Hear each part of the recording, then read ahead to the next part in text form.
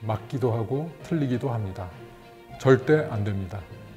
이것만 지키면 예방할 수 있습니다. 안녕하십니까? 삼성서울병원 감염병 대응센터장 정두련입니다. 코로나19 예방을 위한 진짜 정보를 알려드리겠습니다.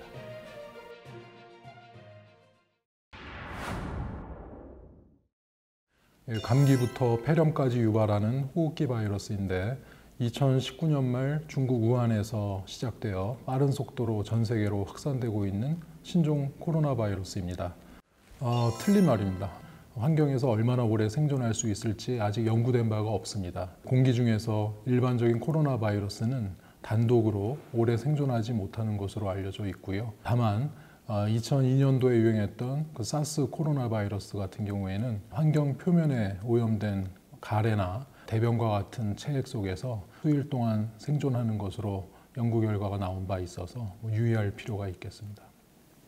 우리나라의 경우에 그 확진자의 40% 이상이 2030 세대이고 특히 20대 감염자가 가장 많습니다. 새로운 변종 바이러스이기 때문에 면역력이 없다고 봐야 될 것 같고요. 현재까지 국내에서 사망은 고령층이나 기저질환이 있는 사람에서 주로 발생하고 있지만 건강한 젊은 성인도 안심해서는 안 됩니다. 백신이 현재 없는 상태인데 그 백신 개발을 해서 실제 사용을 하기 위해서는 최소한 1년 이상이 걸릴 것으로 내다보고 있습니다. 효과적인 치료제도 없는 것으로 알려져 있고요. 따라서 그 면역력을 강하게 잘 유지를 해야만 감염되더라도 좀 가볍게 앓고 지나갈 수 있어서 도움이 되리라 생각을 합니다. 열과 근육통, 기침, 인후통과 같은 감기 증상 외에 폐렴으로 발생하는 경우에는 기침이 점점 심해지고 이제 숨찬 증상을 느끼게 될 텐데요. 흉부 CT 촬영을 해보면 폐렴은 매우 심한데도 불구하고 실제 환자가 느끼는 자각 증상이 심하지 않아서 진단이 좀 늦어졌던 사례들이 있는 것으로 알고 있고요. 두통이나 설사와 같은 증상으로 시작되는 분들도 있어서 진단하는데 좀 애를 먹은 경우들이 있습니다. 코로나 바이러스는 그 춥고 건조된 환경에서 더 잘 증식하는 것으로 알려져 있는데요. 그 여름이 돼서 이제 습하고 좀 더운 환경이 되면 코로나19 확산세가 좀 주춤할 것으로 기대하고 있긴 하지만 현재 더운 나라에서도 이 확진자가 계속 발생하는 것을 보면 또 이와 같이 예단하기 어려운 걸 시사하는 것 같습니다. 세계적으로 이제 확산을 보이고 있는 가운데 이제 국내에서도 이제 전국적으로 소규모의 집단 감염 발생이 이제 반복적으로 발생하고 지속적으로 감염자 수는 증가될 것으로 예측을 합니다. 국민이 외출을 자제하고 그 마스크 착용과 사회적 거리 두기에 적극 동참함으로써 이 감염 발생을 억제하는 데 많은 도움을 주고 있다고 생각을 하는데요. 이러한 노력을 소홀히 할 경우에는 다시 큰 유행이 발생하지 않을까 우려가 큽니다. 반은 맞고 반은 틀리다고 할 수 있겠는데요. 이제 마스크 착용은 이제 다른 사람이 기침이나 재채기를 할 때, 또 이제 큰 목소리로 말을 할 때 비말이나 침이 튀어서 내 코 속이나 입안의 점막에 노출이 돼서 코로나19에 감염되는 것을 차단해주는 역할을 하겠습니다. 하지만 제대로 착용하지 않는다면 그 감염 예방 효과는 보장할 수가 없겠고요. 오염된 손으로 얼굴을 만지면서 감염될 수도 있기 때문에 마스크 착용 외에 손위생도 잘 해주어야 하겠습니다. 반드시 코와 입을 모두 가려주는 것이 제일 중요하겠고요.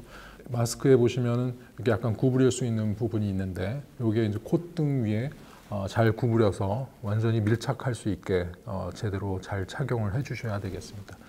또한 이 마스크의 이제 겉면은 사용 후에 바이러스로 이제 오염될 수 있는 부분이기 때문에 이 마스크를 벗을 때 이 겉면에 손이 닿지 않도록 유의하는 게 좋겠고요. 귀에 거는 끈을 잡고서 벗는 것이 제일 중요하겠습니다. 이 마스크 겉면에 손이 닿았다고 생각이 되면 반드시 손위생을 해주시는 것이 중요합니다.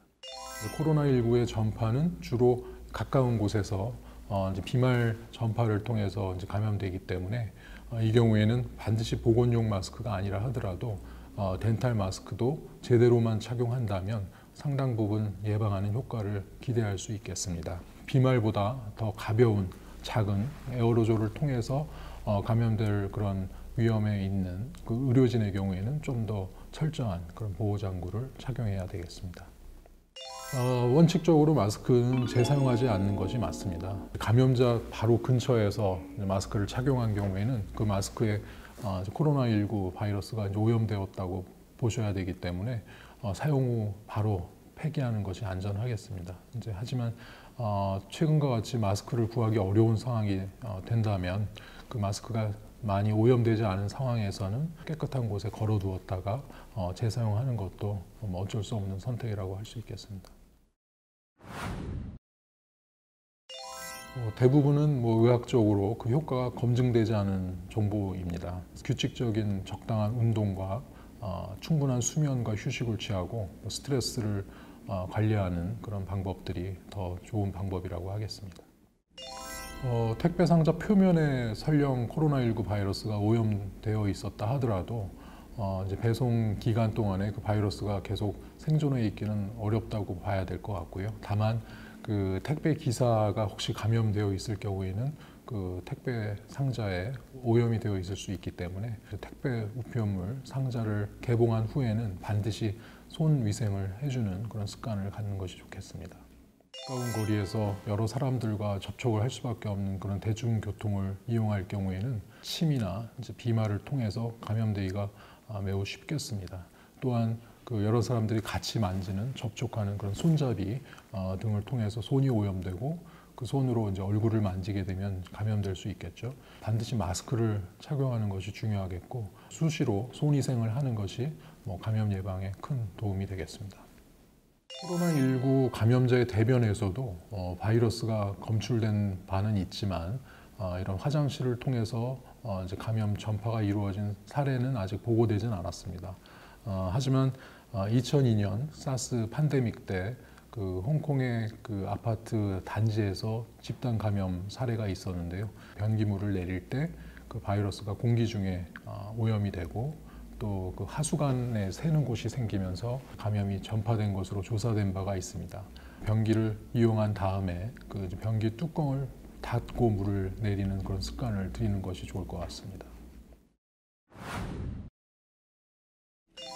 아무래도 이제 회의를 하다 보면 가까운 거리에 앉게 되고 또 이제 또 대화를 하다 보면 비말이나 침을 통해서 감염될 우려가 있습니다. 메신저라든지 전화라든지 이메일이라든지 그런 것들을 통해서 회의를 대신하는 것이 좋겠고 화상 회의 같은 것도 도움이 될 것 같습니다.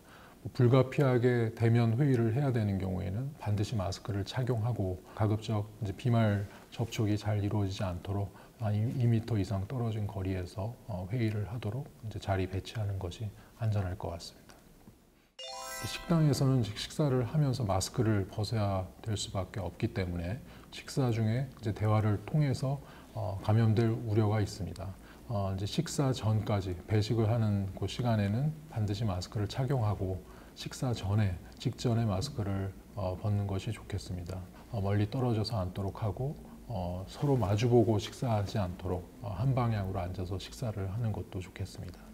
쉽게 극복할 수 있다는 섣부른 자신감도 또 신종 감염병 재앙 앞에 쉽게 무릎을 꿇는 것도 모두 피해야 되겠습니다. 코로나19에 대해 잘 이해하고 기본 개인위생 수칙을 잘 준수하면서 환자 그리고 나와 가족, 동료의 건강을 잘 지키시기 바랍니다.